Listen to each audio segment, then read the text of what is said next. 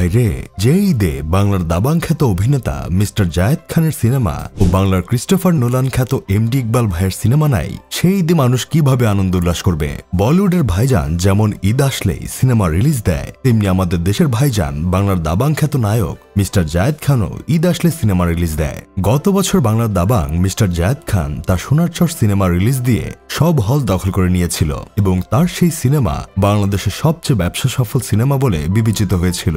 জানি এখন হেটার্সরা বলবে সোনার চর সিনেমা বাংলাদেশের সবচেয়ে ফ্লপ সিনেমার তালিকায় আছে। তবে আমরা দেখেছি সোনার চর সিনেমা আর আমাদের বাংলার ক্রিস্টোফার নোলানের সিনেমা যেই ঈদে আসে সেই ঈদে অন্য কোনো সিনেমা ঠিকঠাক হলই পায় না। তাহলে চিন্তা করে দেখেন, জায়েদ খানের যদি এবার দেশ থেকে পালিয়ে না যেতে হতো, তাহলে তিনি এবারও একটা বিগ বাজেটের সিনেমা রিলিজ দিত আর সব নায়কদের ভাত মেরে দিত। কিন্তু দুঃখের বিষয়, বেচারার হাসুয়াপার পতনের সাথে সাথে তারও সিনেমার পতন হয়ে গেছে। এবার ঈদে আমাদের বাংলার দাবাং আর বাংলার ক্রিস্টোফার নোলানের সিনেমা নাই বলে অন্যান্য নায়ক আর পরিচালকরা ফাঁকা মাঠে গোল দেওয়ার চেষ্টা করছে।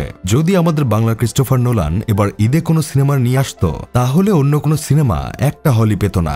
আপনারা তো অনেকেই জানেন, আমার বন্ধু কেরামত আবার ডিগবাজি কিং জায়েদ খানের অনেক বড় ভক্ত। প্রতি ঈদেই সে তার কদমজোড়া বন্ধক রেখে হলেও জায়েদ খানের সিনেমা দেখে। কিন্তু এবারের ঈদে ডিগবাজি কিং জায়েদ খানের কোনো সিনেমা নাই, তাই কেরামত অনেক হতাশার মধ্যে দিয়ে দিন কাটাচ্ছে। আর হতাশার কারণে সে এবার ঈদের শপিংটা পর্যন্ত করে নাই। এজন্য এবার অনেকে নাটকের অভিনেতা আর নাটকের পরিচালকরা সিনেমা নিয়ে হাজির হয়েছে, কারণ তারা জানে এবার বাংলার দুই বাঘের সিনেমা আসে নাই। তাই এরা চালাকি করে ফাঁকা মাঠে গোল দিয়ে সিনেমা হিট করে নিতে চাচ্ছে। নাটকের পরিচালক আর নাটকের অভিনেতাদের দেখলাম এবার অনেকভাবে সিনেমা প্রচারণা করছে। দাগি সিনেমার জন্য দেখলাম আফরান নিশো গুলিস্তানের পুলিশের ভ্যানে চড়ে গ্রেফতার হওয়ার ভং ধরে সিনেমার প্রচার করছে। তবে আমরা বলতে পারি, যদি বাংলার ক্রিস্টোফার নোলানের সিনেমা এবার ঈদে রিলিজ দিত, তাহলে যত ধরনের প্রমোশনই করত তারপর কোনো লাভ হতো না, কারণ আমাদের বাংলার ক্রিস্টোফার নোলান বাংলাদেশে একজনই আছে। তবে চিন্তার কোনো কারণ নাই, আমাদের টাকলা এমডি ইকবাল ভাই পরের ঈদে ঠিকই সিনেমা নিয়ে আসবে। অলরেডি ইকবাল ভাই উগান্ডা চলে গেছে সিনেমার হাউস ভাড়া করার জন্য। পরের ঈদে যে অনেক বড় বাজেটের পেন উগান্ডার সিনেমা নিয়ে তিনি হাজির হবে, সেটা তো আর বলার অপেক্ষা রাখে না। তাই তো সামনের কোরবানির ঈদে দেখা যাবে এসব নাটকের অভিনেতা আর পরিচালকরা কোনো সিনেমায় নিয়ে আসবে না।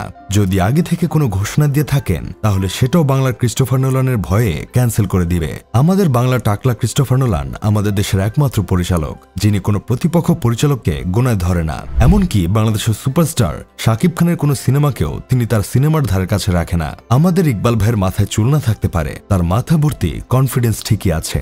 যাই হোক, শেষমেশ আমি গোলাম হোসেন একটা কাজের কথা কই, পুরো পৃথিবীতে কয়জন ডিরেক্টর আছে যাদের ক্যারিয়ারে কোনো ফ্লপ ও বাজে সিনেমা নাই? এমন ডিরেক্টরের তালিকা করলে আপনার সবার প্রথম রাখতে হবে আমাদের বাংলার ক্রিস্টোফার নোলান ভাইয়ের নাম। আর আপনারা তাকে চাপাবাজ বলে গালাগালি করেন, আপনাদের তো লজ্জা হওয়া উচিত।